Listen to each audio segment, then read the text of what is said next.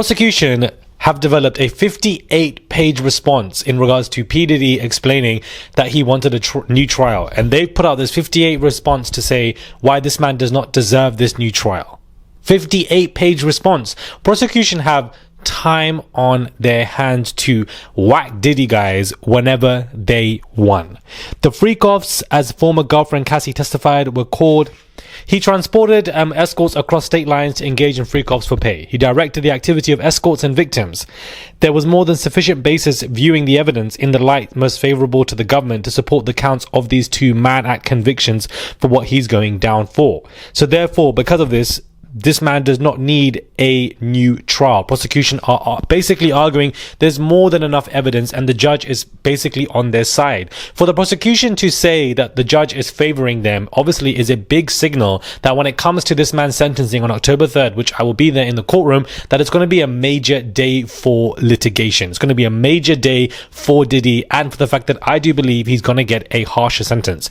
I don't know how many years. I'm not going to sit here and give a number because any prediction that we can give is never really going to work because Judge Arun is so unpredictable. But prosecution putting out a 58-page response detailing in 58 pages, guys, why this man does not deserve a new trial is so funny to me. They've got so much time on their hands to whack this man, and they're saying that the judge is favoring us. The judge is on our side. We're hearing what the judge is saying. Forget the jurors, forget all of them waste, man. It's the judge out here favoring us, and that's the one that's going to decide his sentence. So, you know, this is a big signal, guys. Big signal. Hey guys, it's Morale Morale, daily and consistent content. Let's get straight into this video, guys. And somebody want to tell me why Ghislaine Maxwell is talking about how Epstein actually never took his own life. This is a big thing for her to say, considering that she was the right hand woman for this man.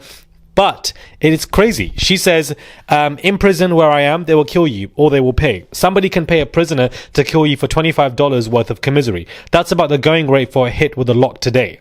When asked if she thought somebody on the outside would have wanted Epstein killed, Maxwell said that while it is of course possible, she didn't see it happening. But I don't know any other reason why, and I don't believe in the blackmail or any of this. I don't think Epstein had a hit on like that. It is indeed a murder because I believe that this was an internal situation on him.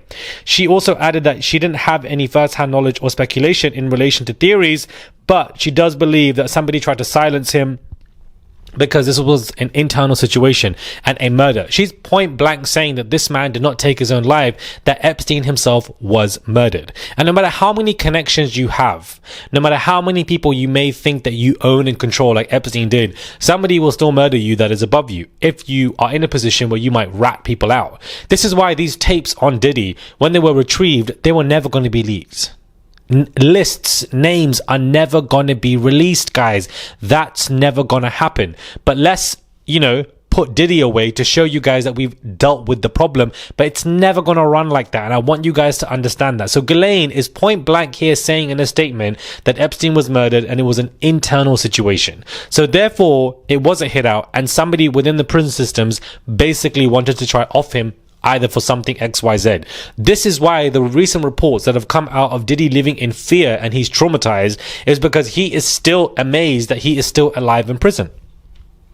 He's desperately trying to get out. He's clawing to get out. And as of right now, it's not happening because his bails keep getting denied. So Ghislaine saying this is huge news.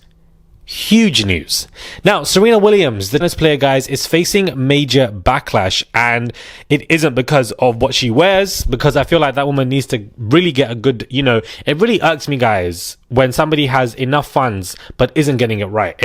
You've got enough funds to hire the best personal stylist, but you're choosing not to, and I don't understand why. Like, you and your man are both coined up. You're both rich. You're the best tennis player in my eyes. I don't understand why you can't get it together when it comes to that. But anyways, she's been called out massively because she is publicly sitting here advertising for people to use Ozempic, GLP-1s.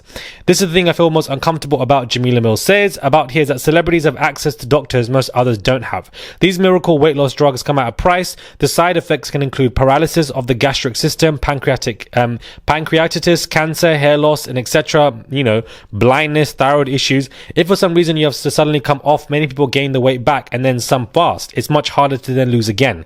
Nobody tells you these things in the adverts and media. You need to do blood tests and DEXA scans and basically have people on your side. If things go wrong, you don't have $1 billion to fix it, unlike Serena. So with the fact that Serena Williams is publicly, attaching herself to this medicine and basically saying, oh, you should use this drug without letting people know about the serious side effects is extremely irresponsible, guys. Completely irresponsible. I don't know what Serena is doing. But also get this, her husband is on the board of that medicine, of that drug, that pill, or whatever it is you want to inject in your body. The husband is on the board of that. The husband is an investor of that. So this is why Serena is tagging in to promote all of this. So not only is she promoting all of this without detailing the extreme side effects that people can use, her husband is basically cashing on this by being on the board. This is why this is the one good thing about the UK that the USA don't have. Do you understand? This is the one good thing.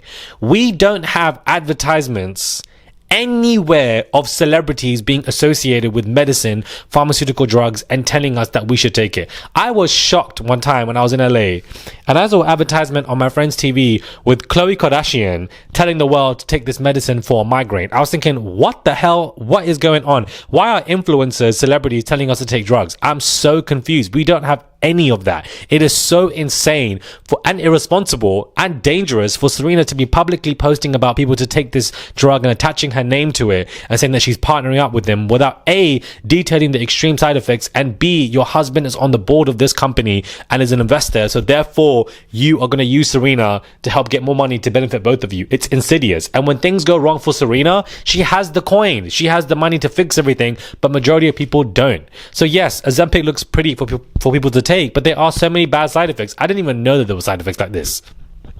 I didn't even know. Do your 10,000 steps, guys. Let's go to the gym. Do you understand? And if there are some kind of genetic predisposition in terms of weight gain, then you just got to work harder. That's just the reality of life, unfortunately. But taking these substances, you don't know what it can do to you in the next year, let alone when in your 70s. So it is extremely irresponsible, guys. I just can't believe that celebrities are even attaching themselves and doing advertisements for drugs. You are not a doctor. I'm so sorry. You're not a doctor. Do you understand? This is what kills me when when I speak to PTs, guys, and they want to be telling me, oh, you have to eat this type of food because it helps this part of the body and etc. And I'm like, cool, you've looked at a few studies and PhDs, but at the end of the day, you are not a qualified doctor. Do you understand? You're not a doctor, bro. Like, I just find it to be so funny. Doctors are the ones who've studied for a very long time and literally help people, preventing them from dying. So unless it ain't prescribed, you don't need to be doing anything like this. Yeah. Now, Ashton Kutcher, guys, all eyes are on him because of what he's done. He's trying to make a move to save his face in Hollywood after directors are quitting on him, and this is a big $2.7 billion move. So basically, Ashton Kutcher is injecting money and being an investor in regards to Soho House to try and revive his Hollywood reputation after basically being dragged for the Diddy affiliations outside of everything else.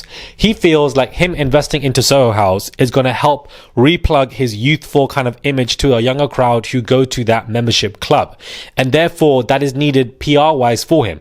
PR companies are saying that this is a good move because Ashton Kutcher has suffered terribly from the P. Diddy relations because he was the poster boy for being at all of these white parties for Diddy. You saw all the pictures, everything resurfaced, and he basically relocated, was moving around, and it messed him up even more so outside of everything else. So it is very intriguing that he now basically is coming to be an investor. Today I'm investing to help take the company private. This place has been a global creative home, a refuge and a launch pad for friendships. And so, this is a very interesting move for him to make. Ashton Kutcher has done very well, guys, when it comes to investments. He did early investments in Spotify, Uber, Skype, and Airbnb, which are massively helping him because Hollywood movies, him being casted, it ain't helping you. It's helping your wife because she's on Family Guy, but you ain't got nothing over the past 10 years and you need to be finding new roles. So these early investments are helping him. So he's hoping that his new Soho House investments, which are all public now in articles,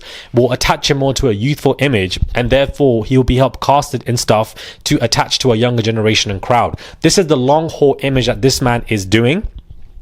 And I do feel like it is a good idea, but Ashton, I don't think it's going to work. I'm so sorry, guys. I just don't think this is going to work for Ashton. I do feel like the P. Diddy affiliations with everything else, it's just so hard for him to overcome.